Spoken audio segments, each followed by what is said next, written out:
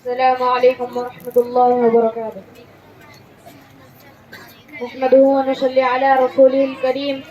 أما بعد فأعوذ بالله من الشيطان الرجيم. بسم الله الرحمن الرحيم. وسارعوا إلى مغفرة من ربكم وجنة عرضها السماوات والأرض أعدت للمتقين. صدر محترم، معزز علماء اکرام، ذمہ داران مدرسہ، حاضرین جلسہ، آج کے اس جلسے میں میری تقریر کا عنوان ہے جنت مومن کی حقیقی منزل. اللہ رب العالمین قرآن مجید میں فرماتا ہے وَسَارِعُوا إِلَى مَغْفِرَةٍ مِّن رَبِّكُمْ وَجَنَّةٍ عَرْضُهَا السَّمَاوَاتُ وَالْأَرْضُ أُعِدَّتْ لِلْمُتَّقِينَ. اپنے پروردگار کی بخشش اور جنت کی طرف دوڑو جس کی چوڑائی آسمانوں اور زمینوں کے برابر ہے، جو اللہ سے ڈرنے والوں کے لیے تیار کی گئی ہے. محترم حضرات، انسان کا پہلا اور حقیقی ٹھکانہ جنت ہے. حضرت آدم علیہ السلام اور حضرت حوا علیہ السلام کو پیدا کرنے کے بعد اللہ تعالیٰ نے انہیں جنت میں بسایا تھا. جیسا کہ ارشاد ہے یا آدم اسکن انت وزوجک الجنہ، اے آدم تم اور تمہاری بیوی جنت میں جہاں چاہو رہو. ساتھ ہی ایک شرط لگائی تھی کہ جنت میں جو چاہو کھاؤ، جہاں چاہو رہو، البتہ اس درخت کے قریب نہ جانا ورنہ تم ظالموں میں سے ہو جاؤ گے. دونوں شیطان کے قریب میں آ گئے اور درخت کا پھل کھا لیا، جس کے نتیجے سے جنت سے نکلنا پڑا اور اس دنیا میں بھیج دیے گئے.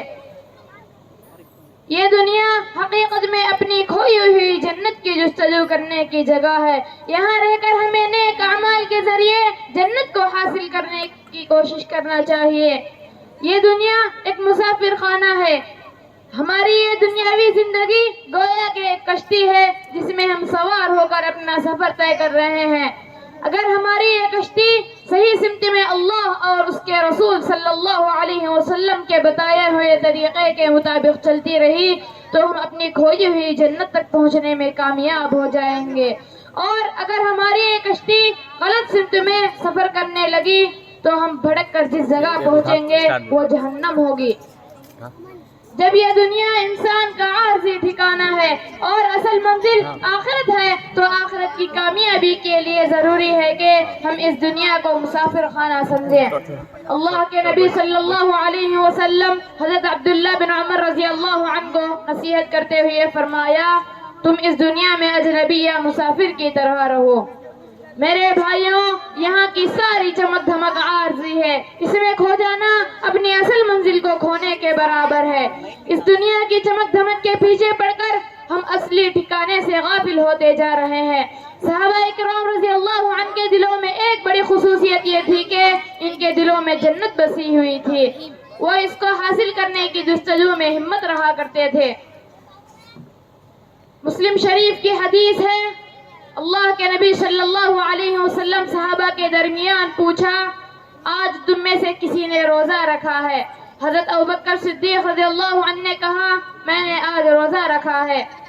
آپ صلی اللہ علیہ وسلم نے پوچھا آج تم میں سے کون جنازے میں شامل ہوا؟ حضرت ابوبکر صدیق رضی اللہ عنہ نے کہا میں نے. آپ صلی اللہ علیہ وسلم نے فرمایا آج تم میں سے کسی مسکین کو کھانا کھلایا؟ حضرت ابوبکر صدیق رضی اللہ عنہ نے کہا میں نے آج مسکین کو کھانا کھلایا. اس کے بعد آپ صلی اللہ علیہ وسلم نے فرمایا آج تم میں سے کسی مریض کی عیادت کی ہے؟ حضرت ابوبکر صدیق رضی اللہ عنہ نے کہا میں نے کی ہے. رسول اللہ صلی اللہ علیہ وسلم نے فرمایا جس کسی آدمی میں یہ سب اوصاف ایک ہی دن میں جمع ہوتے تو وہ جنت میں داخل ہو جاتا ہے. میرے بھائیوں، حدیث سے یہ بات معلوم ہوتی ہے کہ کس طرح صحابہ کے دلوں میں نیک کاموں کا جذبہ تھا اور جنت کو حاصل کرنے کا شوق تھا. یہ جنت جس کی چوڑائی کا ہم صحیح اندازہ نہیں لگا سکتے، اس کا تعارف کراتے ہوئے آپ صلی اللہ علیہ وسلم نے فرمایا جنت کے 100 درجات ہیں. ان میں سے ہر درجے کے درمیان اتنا فاصلہ ہے جتنا آسمان اور زمین کے درمیان ہے.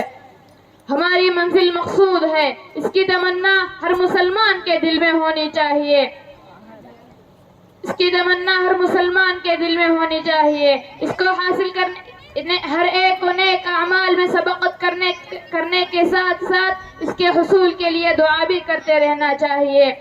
رسول اللہ صلی اللہ علیہ وسلم اکثر یہ دعا فرمایا کرتے تھے، اللہم انی اسألک الجنہ واعوذ بک من النار، اے اللہ میں تجھ سے جنت مانگتا ہوں اور جہنم کی آگ سے تیری پناہ میں آتا ہوں۔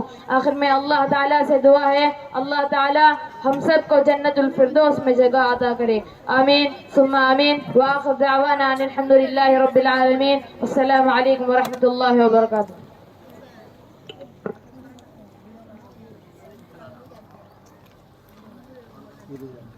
ماشاءاللہ یہ آخری تقریر تھی۔ 1750 روپے یہاں، 1850 روپے یہاں ان کے لیے انعام جمع ہوا ہے۔ جتنے بھی حضرات بچوں کی ہمت